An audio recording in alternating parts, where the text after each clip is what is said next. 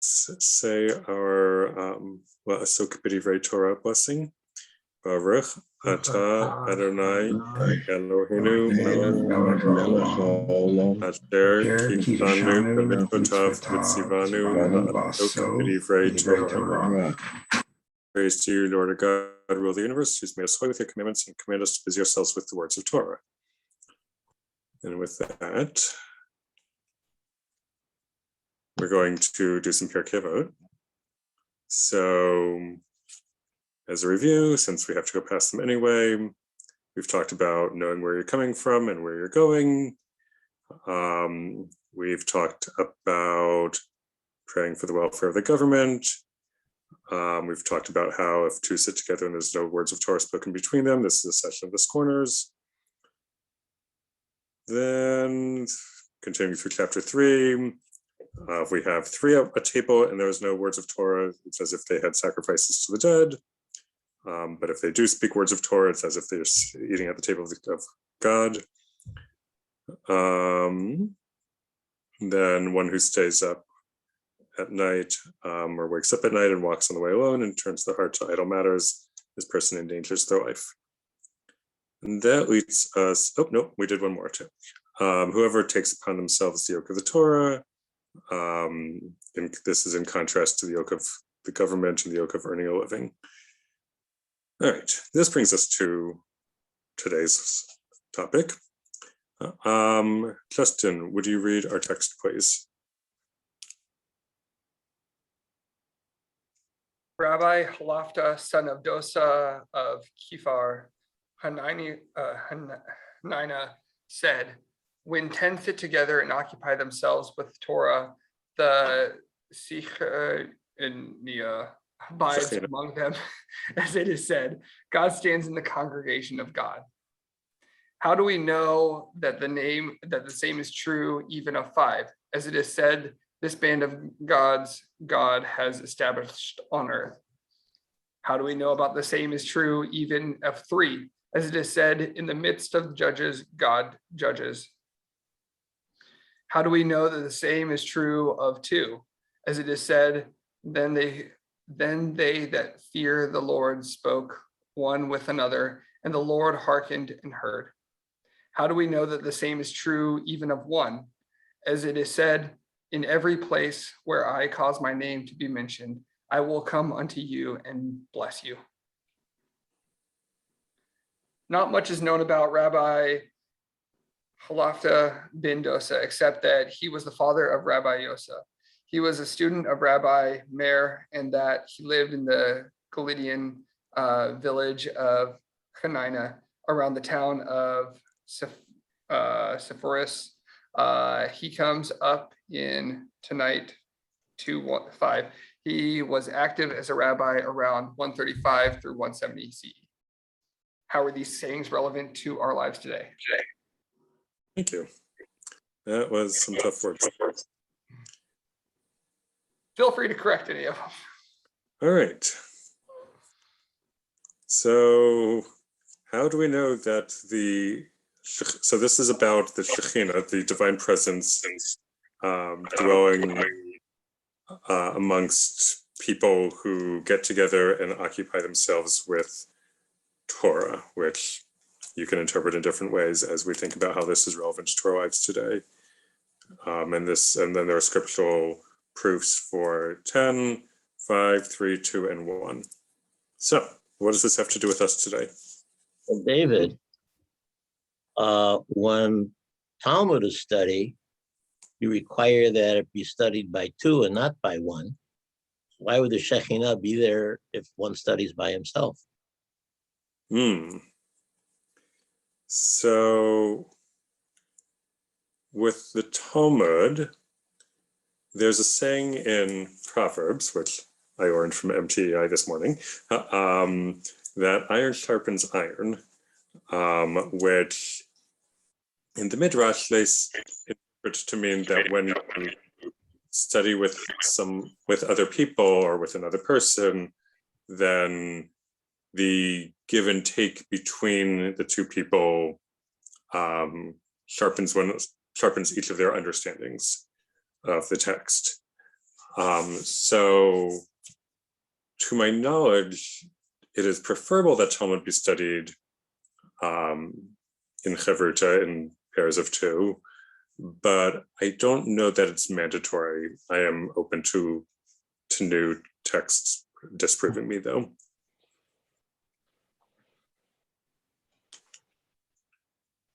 It feels like this one is particularly relevant to our current time, just because it is often difficult to study in a group.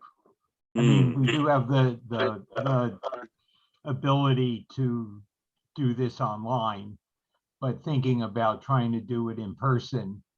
So if you can't get 10 people together safely, you can do 5. If you can't get 5, you can do 3, down to 1. So it just, it just felt good that way.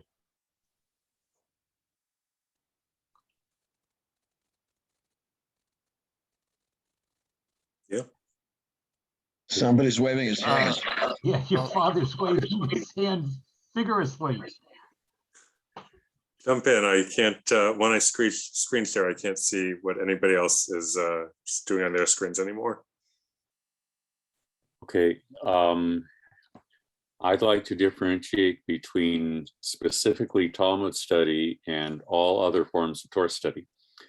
My understanding from a JTS education and years of experience in the field is that there's something special in particular about Talmud study that qualifies for what David talked about, iron sharpening iron, because of the very nature of Talmudic disputation. If you look carefully at the beginning of this particular parak of Pirkei Avot, it's talking about Torah study. And there are plenty of times when a person winds up having to do Torah study alone, simply because of this situation of life. The stereotypical example of that is the cobbler working in Eastern Europe who had a Chumash open for study on the side of the workbench on which he was repairing a pair of shoes. But Talmud is different. First of all, you can't do that with a volume of Talmud because Talmud volumes are huge. They're about 2 feet tall.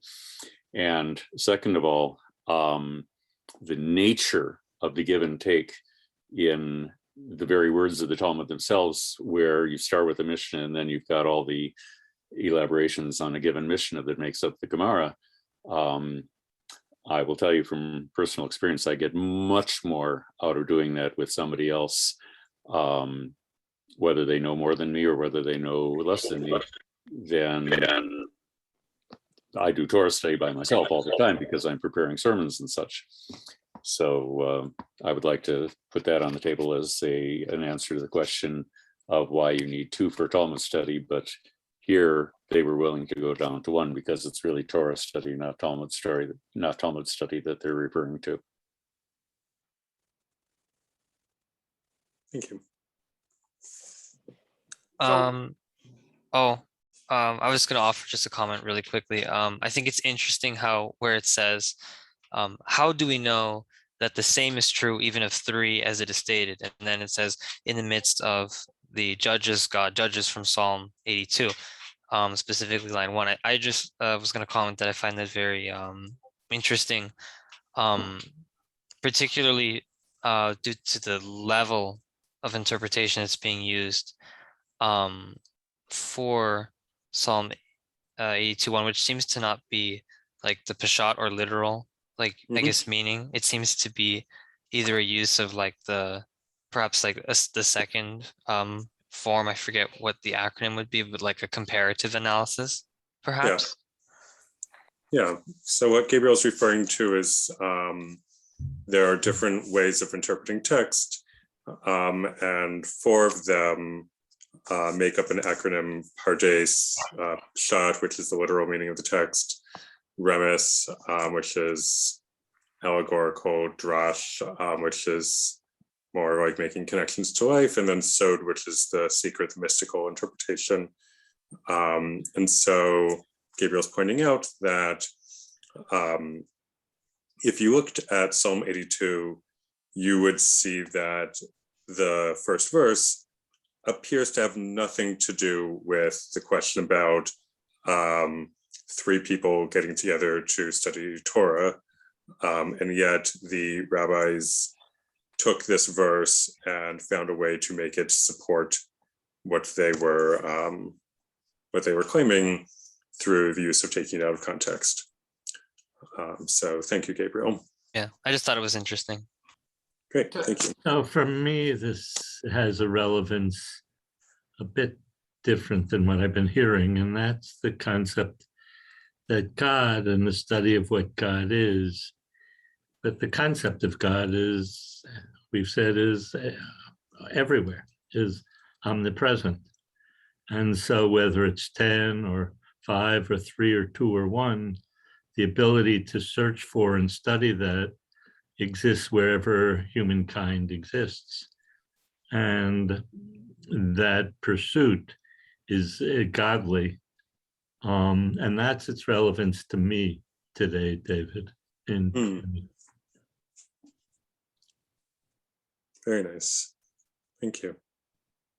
To add to what Gabriel was saying, where 3, it's so I completely get where this rabbi is going, where, we need to have 10, then, then 5 is, is good, true, then 3, then 2, then 1. But I feel like his logical, his examples don't quite really line up. I mean, unless a band means 5, and then judges is a judgment of 3 people. And then I guess speaking with one another means that it's only 2 people. I mean, I just feel like they're slightly logical jump, or I mean, like a little bit of a jump for some of those conclusions. Plus the last one where, I mean, that's all that's really necessary, because, in every place where I cause my name to be mentioned, I will come unto you and bless you. So, I mean, really, it could go from 10 to 1, where the other ones were unnecessary. I don't know, just from Yeah. Yeah. So, so Justin is raising the question of the scriptural supports seem a little weak, which I'll be honest, they often seem a little weak to me. And some of this just has to do with like knowing the associations that the rabbis make with certain vocabulary words or certain keywords. And some of it is they clearly like made a connection that I'm just not seeing under the line from Pirkei Avot chapter 1 about judge everybody favorably. Like, I'll assume that they had a good reason, because they could have picked any other verse in the Torah or the Bible if they wanted a random verse. But let's look at this. So the 10, Elohim nitzav ba'adad el, God stands in the congregation of God. So the reason that they are using this verse is because the word for congregation is edah in this verse. And another place where edah comes up is in the story of the spies. And in the story of the spies in the book of Numbers, Parshat Shlach, as a recap, Moses sends 12 spies into the land of Israel to check it out. They all see the same thing. They all come back and say, it looks great. 10 of them go on to say, the people, like the cities are really hard to get into and we're doomed. And 2 of them come back and say, the cities are really hard to get into, but we've got with us, we'll be fine. It'll be hard, but we can do this. Which is like a whole lesson and discussion about like perspective, and one of my favorite sayings about the optimist looks at the bagel, the pessimist sees the whole. The story then goes on to say that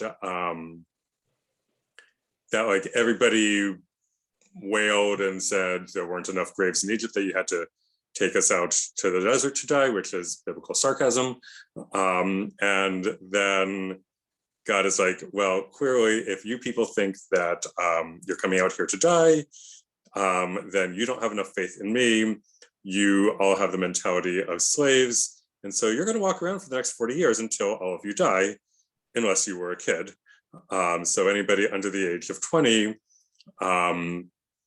who has not been a slave in Egypt as an adult, they'll be the ones who grow up in the desert, trusting in God and trusting themselves, and they'll be the ones that can go into the land of Israel. So in this story, the word for this congregation, referring to the 10 spies, is Ada. And so using a technique of scriptural interpretation called Gezerah Shava, which is basically chutes and ladders, the rabbis say, well, if Ada equals 10 here, and we have Ada over here, then if A equals B and B equals C, then A equals C. So here, this must also refer to 10, even if there's no clear evidence that we're talking about 10 people in Psalm 82.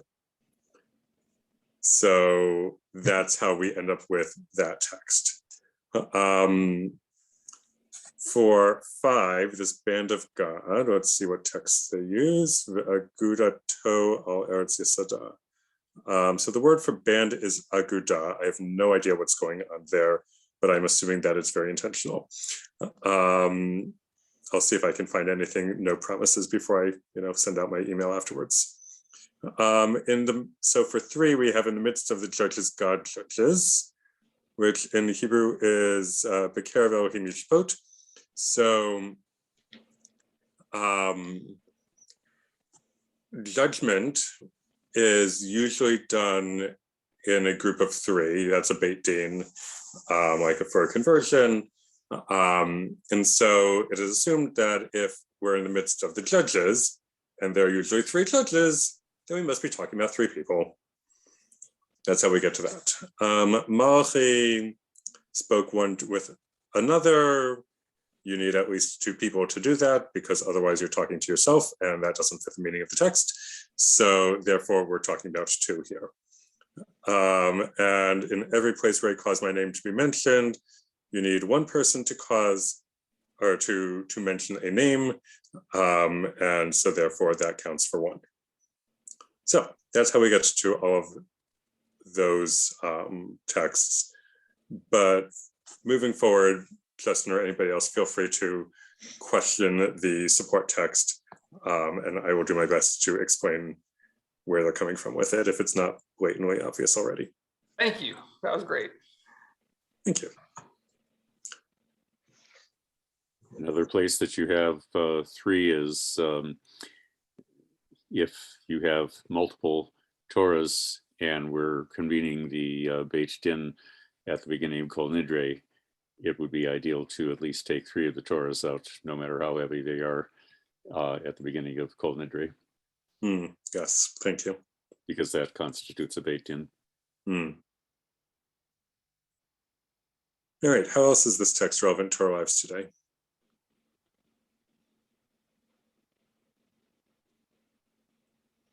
I think it empowers individuals as just whoever we are, wherever we are in our state, in our state of learning, to be able to grow in our knowledge of Torah, even on our own, with just a small group of 3 friends, hypothetically, or with someone who's more knowledgeable leading a group of another, like let's say 4 people or something like that. So I think it just sort of highlights, how should I say this? I guess really just the empowerment to the ones working towards a goal of greater knowledge to begin with. Great, thank you. no problem.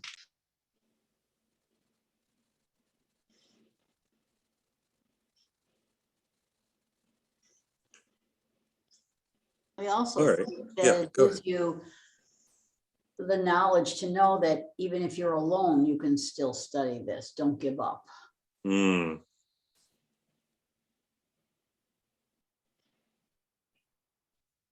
But even if you're alone, then you can be with God. That's right, because God is there. Yes, thank you.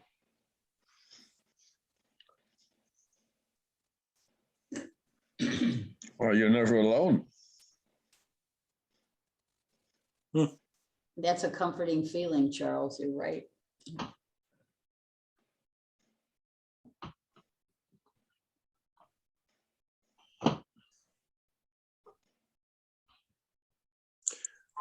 all right. So I'm going to reframe this a little bit now. The Kotzker Rebbe, who was a Hasidic rabbi who lived in Ukraine in the 1700s, I think, maybe the 1800s, he was once asked by his students, he once asked his students, where is God?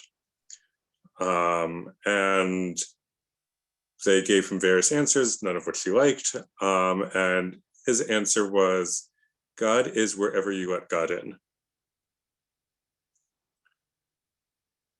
Which, is food for thought in and of itself.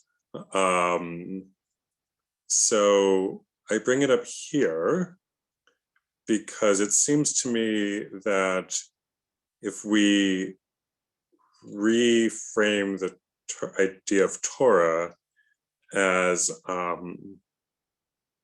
meaningful conversation,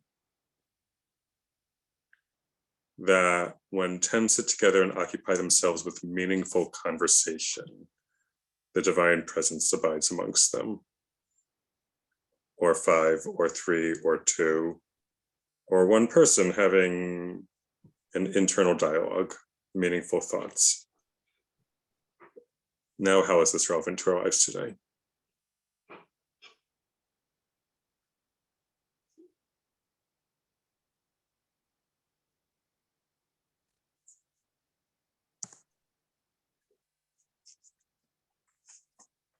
It's implying that we should carry on conversation with people and not avoid other people.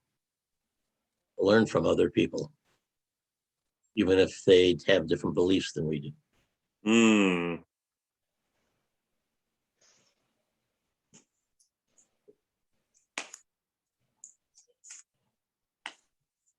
Yeah.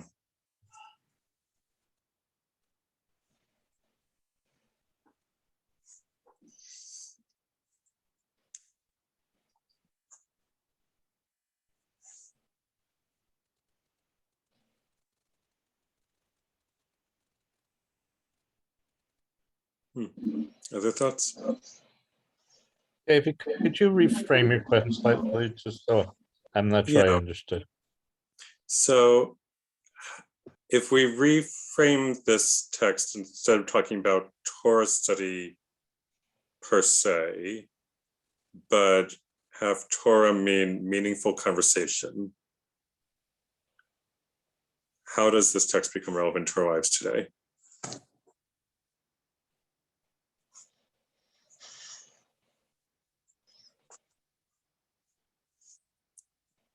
I mean, so one of the things I mentioned a little bit was that it really goes from 10 to 1, A equals B equals C equals, from what you were saying. So, I mean, really, I think it kind of boils down to the last one. So in every place that I cause my name to be mentioned, or when I cause my name to be mentioned, I will come unto you and bless you. So if you allow God to bless you, he will bless you. I mean, doesn't matter if it's 100 people, 10 people, 5 people, just you. But if you bring God into you, if you bring him into your life, that kind of type thing, I think it boils down to, it doesn't matter the number, just it matters that you want to have God with you type thing. Yeah.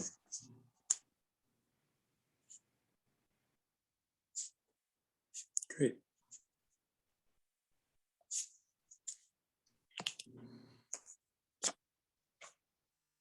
Other thoughts?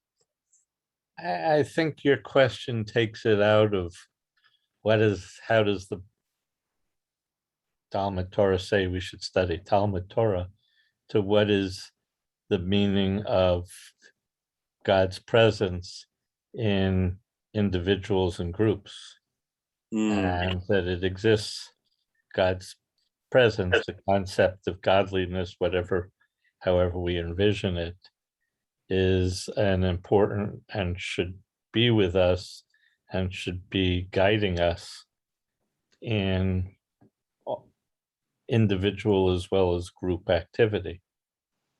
That concept of, my concept of is of more decency, goodliness, something above, beyond people, the individual and beyond groups of people. But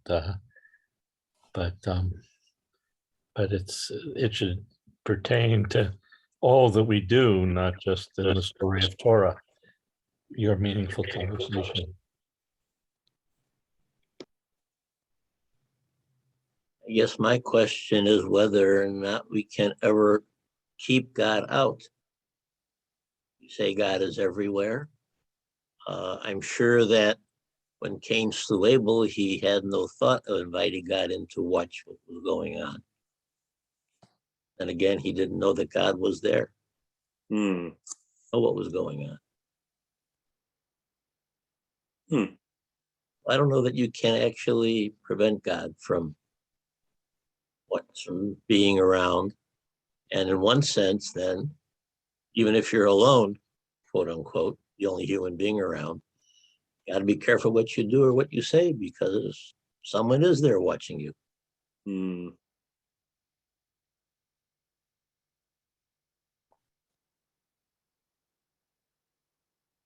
Interesting. I think many of us have had the experience of having conversations with ourselves where we think about multiple sides of an issue that we're facing. Yep. Don't let the men in the white coats hear you. Depends whether you're having a conversation aloud or not.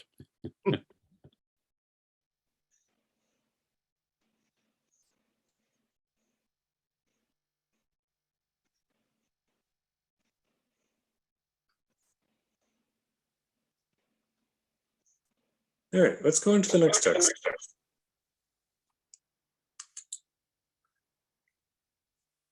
All right. Brenda, would you read this text, please? Rabbi Eleazar of Bartolda said, "Give to God of that which is God's, for you and that which is yours is God's." And thus it says with regards to David, "For everything comes from you, and from your own hand have we given you." Rabbi Jacob said, "If one is reviewing their studies while walking on the road and interrupts their study and says, 'How fine is this tree?' or 'How fine is this newly plowed field?' Scripture accounts it to them as if they committed a capital offense." Right. The biographies. Rabbi Eleazar of Bartolda was known for his extreme generosity in tzedakah. One time he was going to the market to buy everything that his daughter needed for her wedding. He saw the charity collectors and they hid from him. He chased after them and demanded to know who they were collecting for. They said that they were collecting for an orphan girl's wedding, and he gave them everything he had for his daughter's wedding. The collectors left, and he found that he had a dinar left. So he bought some wheat and took it home to his granary. His wife, His wife asked his daughter, "What did your father buy for your wedding?" "I don't know," replied his daughter. "Whatever it was, he put it in the granary." They went to look in the granary and found that it was full of wheat, that it was keeping the door from fully opening. Ta'ani 24a. It is said that he was a student of Rabbi Joshua and a colleague of Rabbi Akiva, thus making him active around 110 to 135 CE. Rabbi Jacob is Rabbi Jacob ben Korsha, the grandson of Elisha ben Abua. He was the confidant of Rabban Shimon ben Gamliel II and the teacher of Rabbi Judah Hanasi. Rabbi Jacob was active from 135 to 170 CE. How are these sayings relevant to our lives today? Thank you. If you do something good, you get rewarded. Yes, hopefully while you're still alive. He certainly got rewarded. Yes. Whose daughter today would be content with that just before her wedding? Yeah, presumably he was able to sell it and get more money and, go buy the stuff again that he needed. In this, I see a call for continuous mindfulness, not just, of course, in the study of Torah and, remembering what one learns, but also just in one's wider life. Why would the charity collectors be hiding? Because they knew that if he saw them, he would give away way more than he should have. That he'd be willing to impoverish himself just to give to others. It's related to something from chapter 1 of Pirkei Avot, where Rabbi Hill says, "If I'm not for myself, who will be for me? Whereas if I'm only for myself, what am I?" And as my father taught me, the order here is important. If you don't take care of yourself, then you can't take care of others. And so the charity collectors knew that Rabbi Judah wouldn't take care, or Rabbi Elazar wouldn't take care of himself, and so they hid from him. But isn't there a teaching in Talmud? I think it's in Talmud, it might be in Torah, that you should never give more than a tenth. Yes, that is a teaching in the Talmud. I don't know who said it. I can look that up, but my guess is that it was a later sage who formulated that based off of the overly generous example of Rabbi Elazar. Now, I will say in the text, it doesn't say if you give, you'll receive. In the text, it just says, or at least for Pirkei Avot 3:7, all it really says is that you should give because it all belongs to God anyway, basically, I believe. Yeah. But this paragraph about the one reviewing studies while walking is basically saying that when you are studying, you shouldn't interrupt yourself no matter what you see, because then you're distracted from what you're learning. Yeah. Because it's a capital offense. I mean, it's pretty serious. Yeah.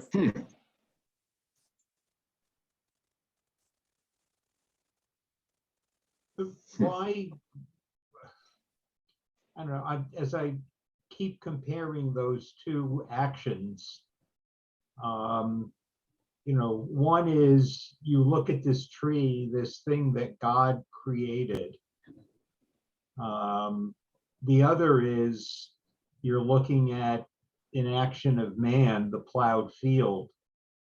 And I don't know, it troubles me that you would be doing something that would be equated to a capital offense by admiring one of, something that God created.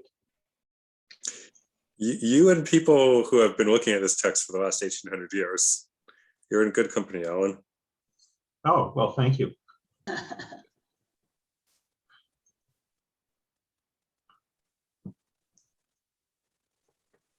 All right, so how can we rescue this text? What kernel of meaning can we derive from this troubling text anyway that makes it relevant to our lives today? David, can I ask you a question first? I'm sorry, but why did Sure. you put these two to, usually we do one at a time, and why did you put these two together? The Rabbi Elazar one and the Rabbi Jacob one? Yeah. That's a good question. I put them together because there are two systems of numbering texts in Pirkei Avot. Everybody agrees on chapter 1, and then starting in chapter 2, there are different versions. And I found this out because I saw a citation for something from Pirkei Avot. I went to look it up on Sefaria, and I'm like, there's no way this is what they're talking about.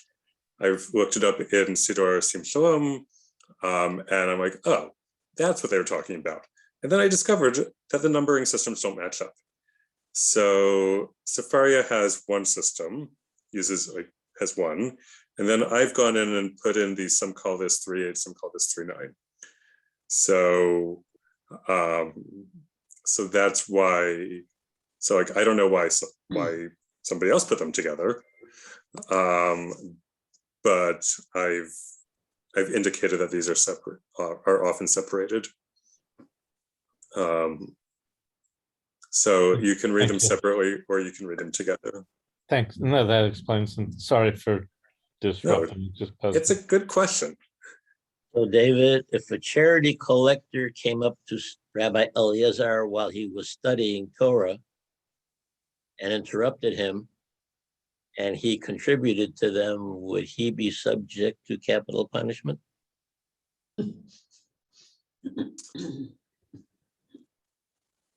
Probably yes, and then some miracle would save him anyway. Maybe that's why he put the two of them together. Perhaps so. To cause you to think. Several versions of Pirkei Avot, I can tell you that if you have 6 volumes of Pirkei Avot lined up on your bookshelf, 3 of them will have one set of numbers and the other 3 will have the other set of numbers combining them. A third set of numbers? No, I haven't found a third set, just 2 competing sets of numbers.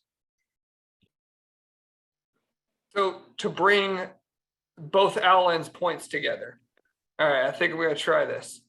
So Alan says that there, Rosenberg has them as 2 separate things, and Perez has it as, how fine is this tree, which comes from God, and how fine is this newly plowed field, which comes from man. But the one above it, which is sometimes considered part of the same one, talks about how everything comes from God, regardless of, if it's from you, if it's from man, or if it's from God, it's all from him. So in the one that's at the bottom of it, that's connected, all of those come from God. Ta-da. Very nice lesson. Yeah, but Very good, Justin. so if it all comes from God, why is it a criminal, a capital offense? If you can apply some of what you're observing to your studies. I mean, tell me. I would guess that this is from another Mishnah, somewhere else in the Mishnah, in Peah, which is another thing we looked at once. Maybe I'll include that source sheet. That it says these are the things for which there's no measure, and it gives a whole listing of things for which there's no prescribed maximum. And it's things like visiting the sick and honoring your parents. And then it says these are the things for which one enjoys the fruits of their efforts in this world, and the principle remains for them in the world to come. And then it's a whole set of other things like hospitality, and honoring the dead, and providing for a needy bride. And then it says, V'talmud Torah k'neged kulam, and the study of Torah is equal to all of them. And so perhaps Rabbi Jacob is interpreting it as, yes, all this comes from God, and still the study of Torah is even more important than all of it.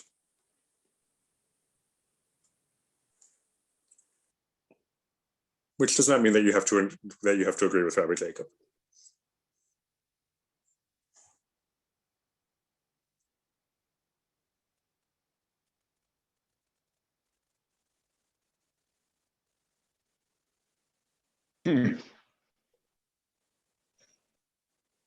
Well, maybe Rabbi Jacob is incorrect in his appreciation.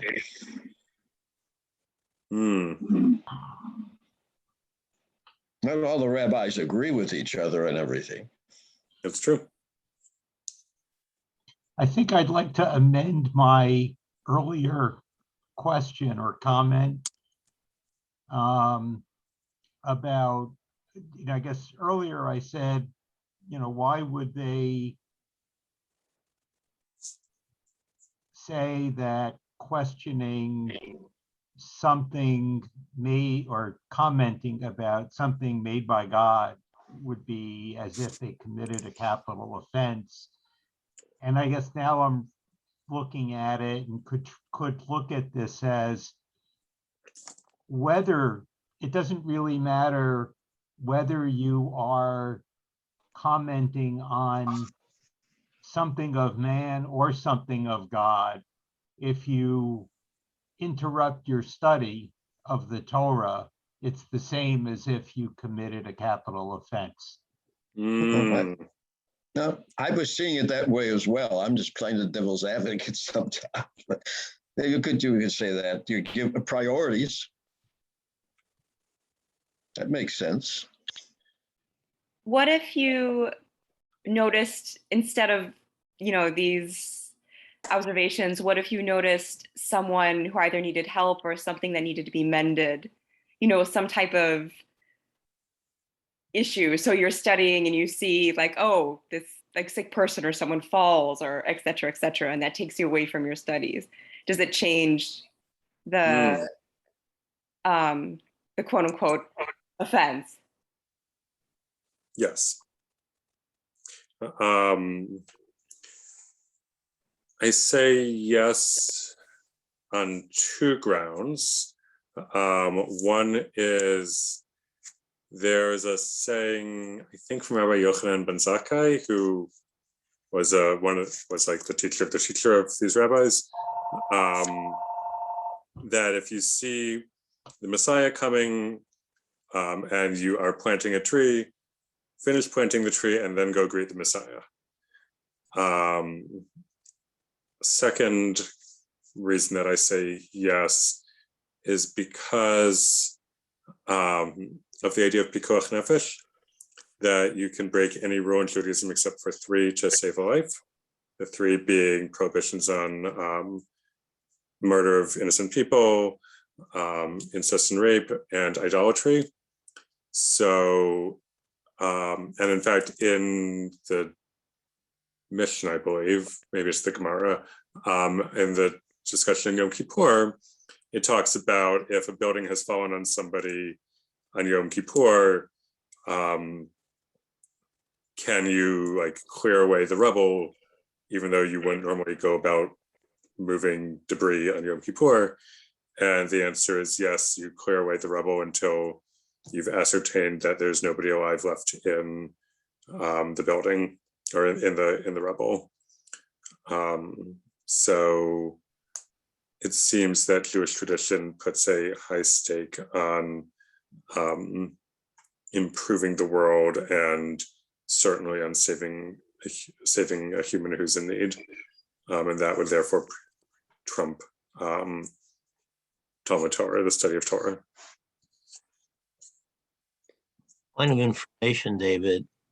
Mhm. In those works in which the first one is numbered as 3:7, is there a different 3:8 between what we're calling 7 and with the 3:9 here? No. So We'll bring them together in some sense. no, it's the order is always the same. It's just how you divide it up. So either this could be these two together, Rabbi Elazar and Rabbi Jacob, could be 3:7, or Rabbi Elazar would be 3:7, 3:8, Rabbi Jacob would be 3:9, and 3:7 would be the one that we looked at before. Thank you. Mhm. Thank you. Yeah, good question.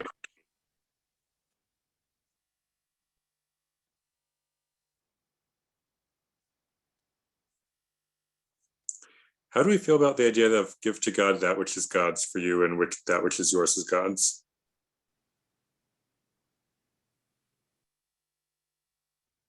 We can't take it with us when we go to see God. It stays here. It's true. That includes your organs. I think I agree with it because, as was expressed previously, the only person who really owns anything is God at the end of the day. Like was said, it's not like I could take this computer with me, you know. Yeah.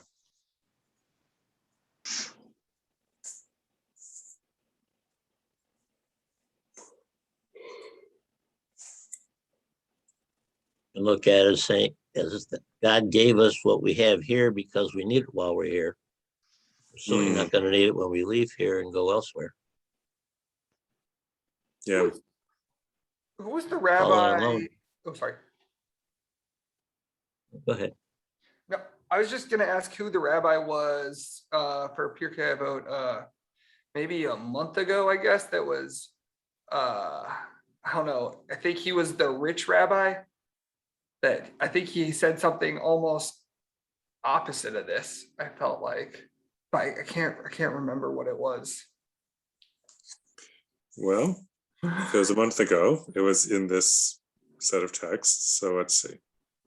This is what we did today.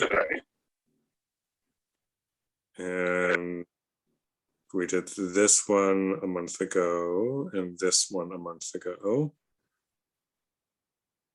And maybe also this one a month ago. 2 months ago, we did this one. And then we did this one. Was it one of these, Justin? Maybe right below that, we'll try 3-2. 222. Pray for the welfare of the government. No, okay. Maybe not. I just remember, I just remember a previous one. I remember there was that rabbi that I think was, I just remember him being a little bit, I'll go through it and I'll email you, I guess. Look at chapter 2. Okay. Because it might be in there. All right, and this brings us back to where we were today. Yeah. He did just pass one that said he had a lot of money, the rabbi, so probably. It might be that one. Let's see.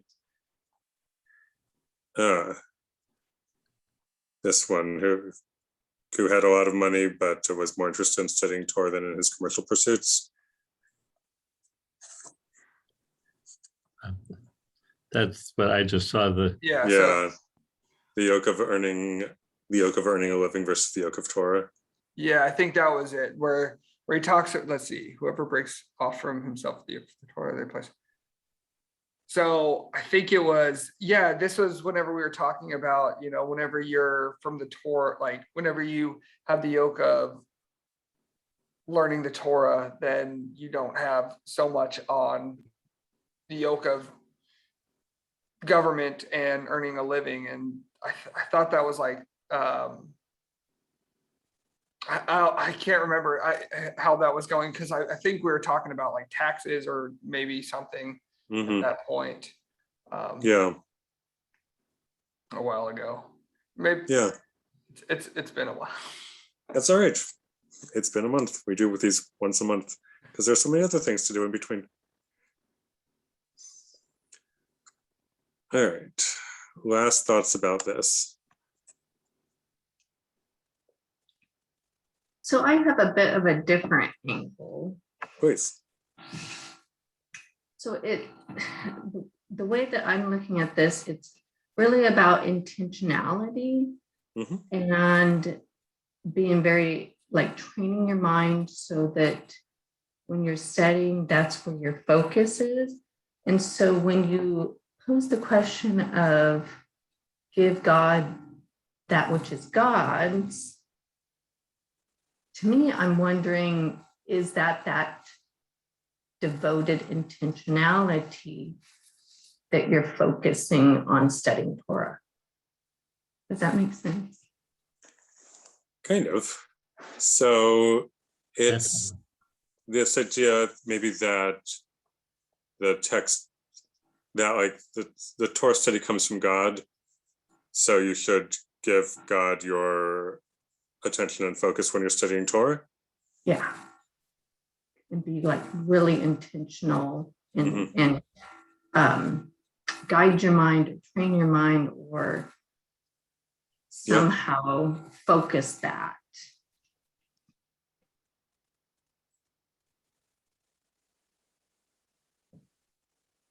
Yeah.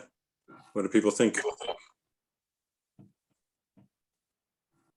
I like that a lot. I think it's the concept of focusing on the spiritual and leaving the material around you, the physical around you with that intentionality. I like Brenda's that concept very much. Great. All right. Recognizing the time, stopping the share. So thank you all for joining. Next week, we're going to totally shift gears and we're going to talk about kind of actually the three things that we shouldn't be breaking rules for. Not idolatry, but we're going to do the story of David and Bachchamba. So those of you who are familiar, this will be a chance to look at it with a new lens. And those of you who are not familiar with the story, you are in for some palace intrigue and all sorts of various other things. So it should be a really interesting session. And I hope that you'll join us for it. So thank you very much. Thank you. Thank you. Thank you, David. Thank you so much. Thank you. Thanks. Good week.